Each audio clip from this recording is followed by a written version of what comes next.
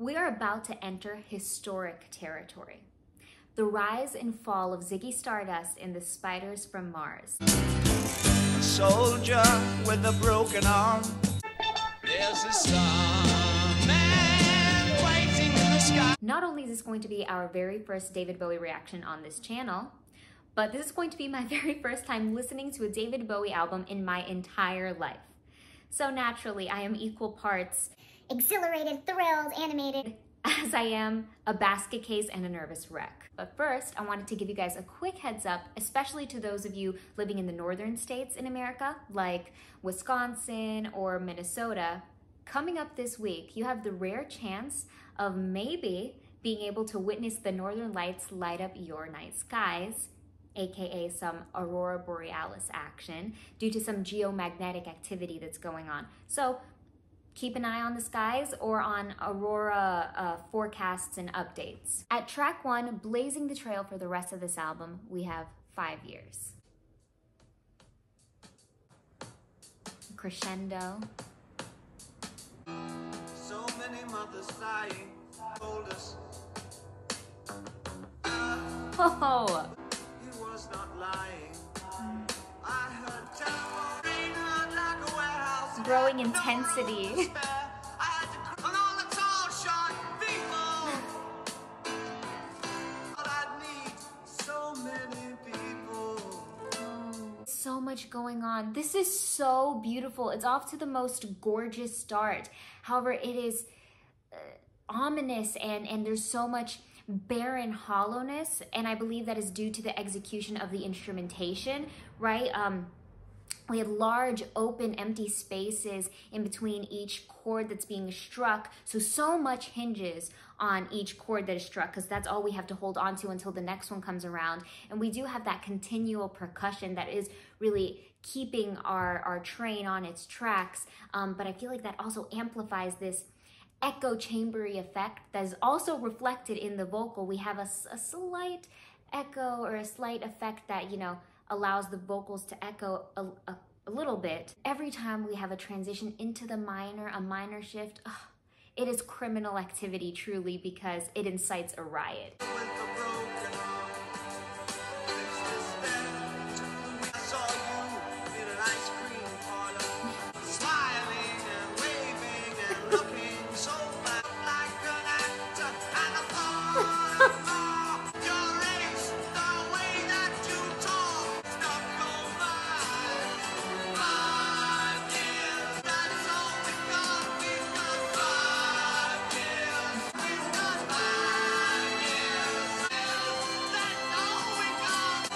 Love how the emotion and passion snowballs into this larger than life feeling that completely allows us to be engulfed by the sound.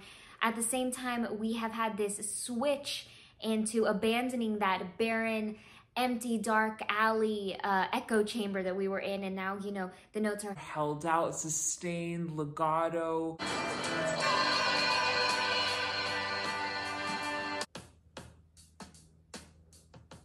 The message of this song was so deeply, profoundly impactful and thought-provoking.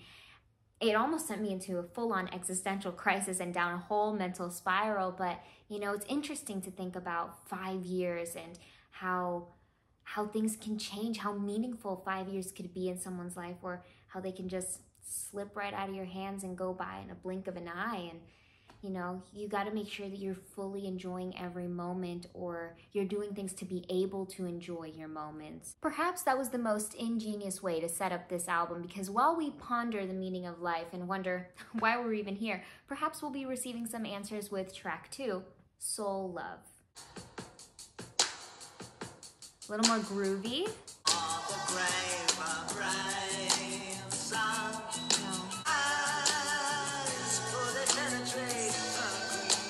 I was ready to turn the page to a more happy moment, but here we are, receiving an example of soul love.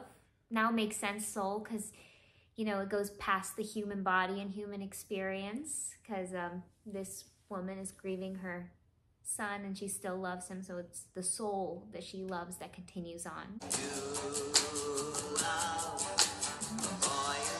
So strong it tears their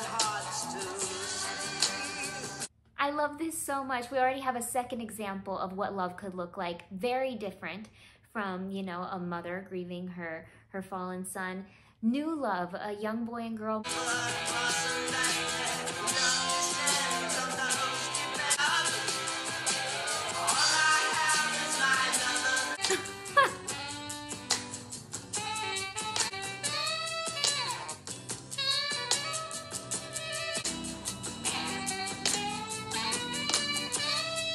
Okay, so David Bowie is after my undoing. That's what's going on here. I mean, we already know my strong attachment and feelings towards a guitar solo, but a saxophone solo? What is happening here?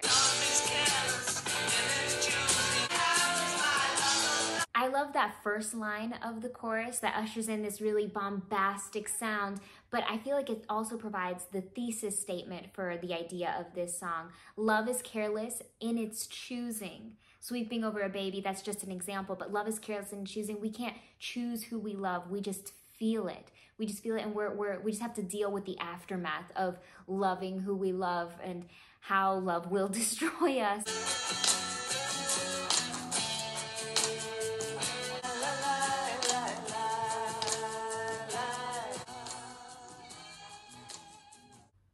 This song hit a sore spot for me emotionally. I feel the need to just curl up in a ball and weep for hours on end. But instead, I'm going to move on to the next best course of action, which is getting on to track 3, Moon Age Daydream.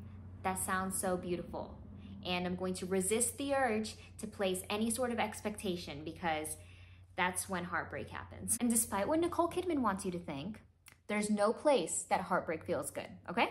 Heartbreak feels good in a place like this.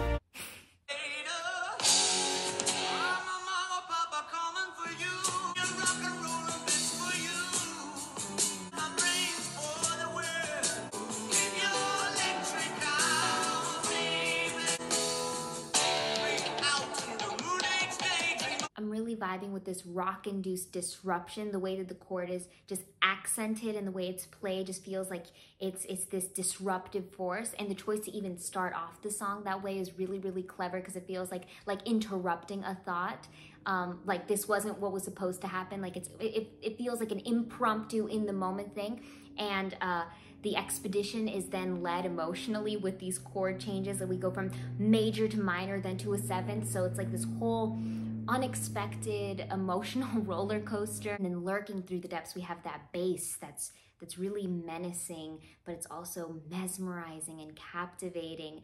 And it really grabs your attention despite all the chaos that's going on the upper world here.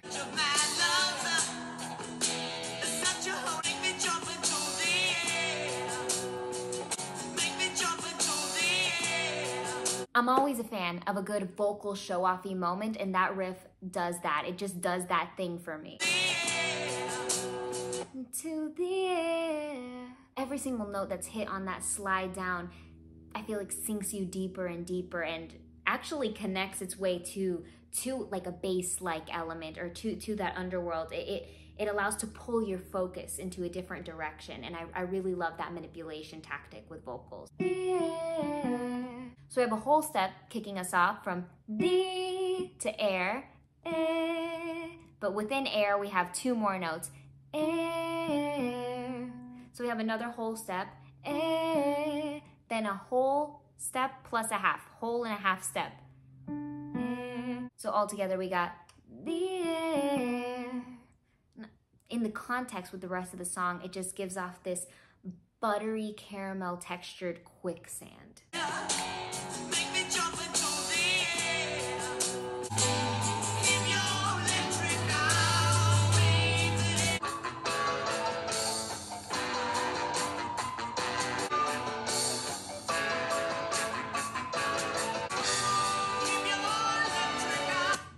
That solo was so peculiar yet exquisite. That was so beautiful. It felt like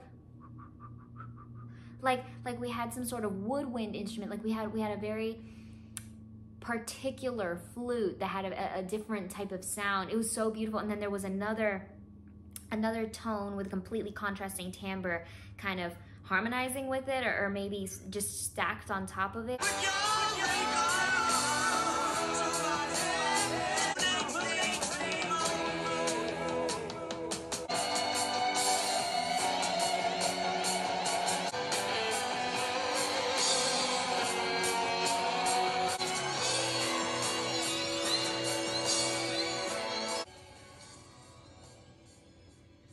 Well, I can see why the title is Moon Age Daydream. It definitely sent me there. A daydream that was definitely Moon Age coded. Before this track, honestly, I had been thinking that this side had featured a lot of grounded, earthly, rich sounds. And I was anticipating this sound right from the get-go. Dare I say, a little Pink Floydian activity, just this transcendent, cosmic, galactic experience where it really feels like you're drifting in outer space. It's interstellar activity. I can just sink into the sound of this song. I can play it on repeat. This was so good. Número 4, Starman. Dissonant. Didn't know what time it was, the lights were low. There's a starman waiting in the sky. He's told us not to know it, 'cause he knows it's all worthwhile.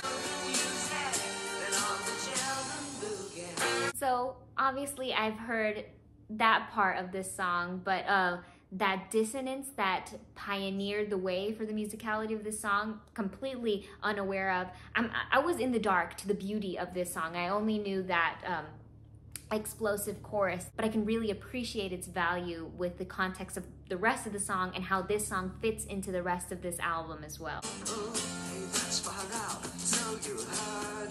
I also feel that the verses in this song feature a more shaky vocal.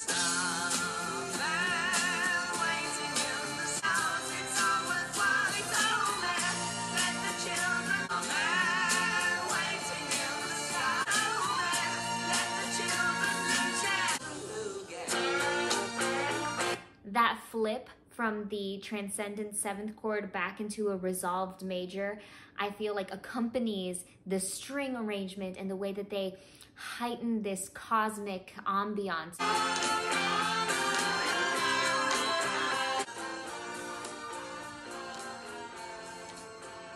There's this mystical, floaty nature throughout the song that exists, and I feel like it seeps its way into every aspect, even the guitars. And I feel like it's perfectly contrasted and pulled a little bit back down to earth through the claps. I feel like that adds a more grounded human layer that has also been very present throughout this side so far. Closing out this side, we have track 5, It Ain't Easy.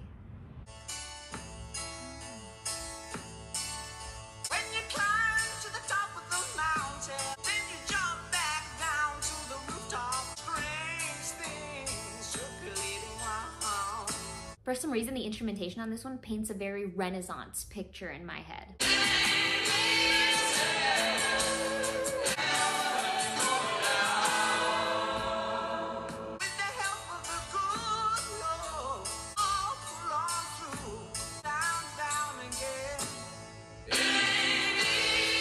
We have this precise contrast going on with the verses and the choruses. I feel like the verses have this like heaviness and weight, like the feeling of climbing up a mountain, like it's so hard and heavy. And then when we get to the choruses, we have this large explosion.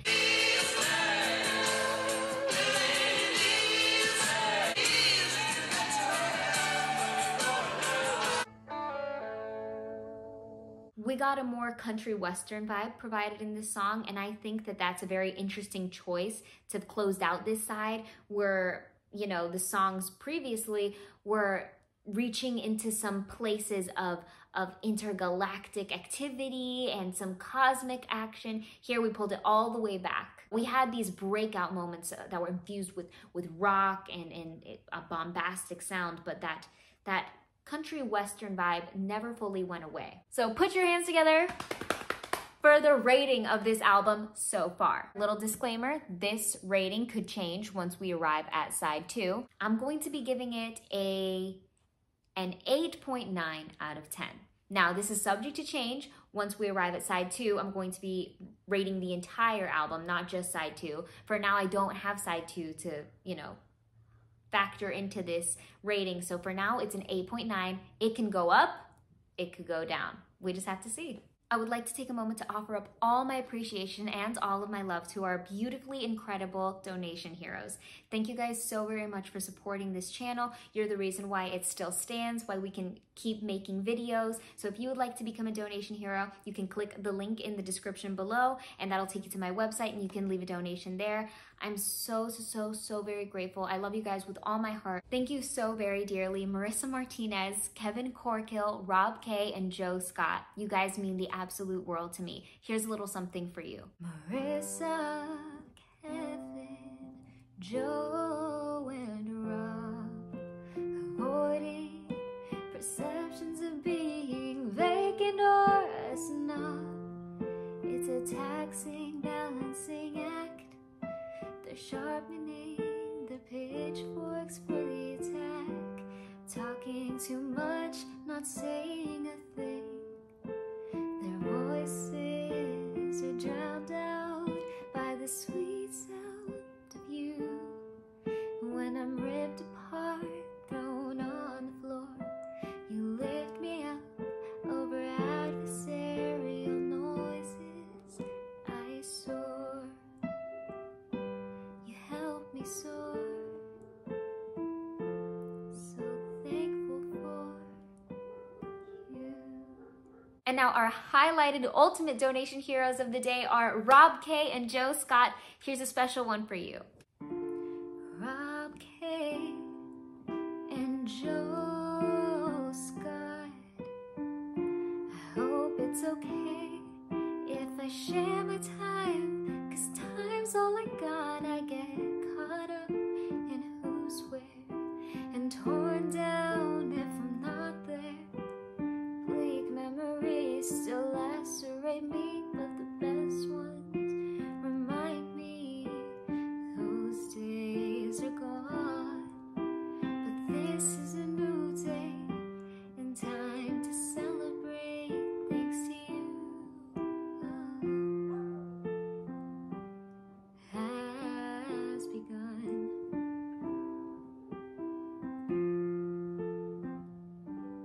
Word for word, mean it. The time to celebrate has begun thanks to you guys and thanks to Halloween quickly approaching around the corner. I can't believe how fast this month is going by with all the new videos that we have coming out. I hope that you are enjoying this as much as I am. It's all well worth it, all the hard work, and you guys are the biggest reason. So thank you so much. I love you guys so very much and hope that you log back in tomorrow. Until then, take it easy.